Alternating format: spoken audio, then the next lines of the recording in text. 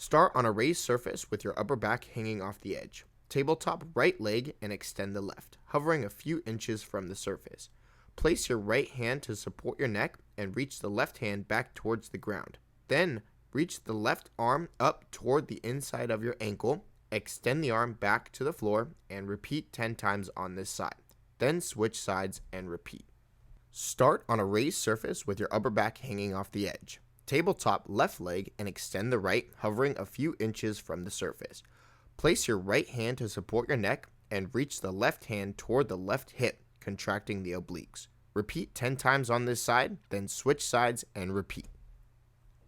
Start on a raised surface with your upper back hanging off the edge. Tabletop right leg and extend the left, hovering a few inches from the surface. Place your right hand to support your neck and reach the left hand back towards the ground. Then reach the left arm up and across the shin toward the right side of the body. Extend the arm back to the floor and repeat 10 times on the side. Then switch sides and repeat.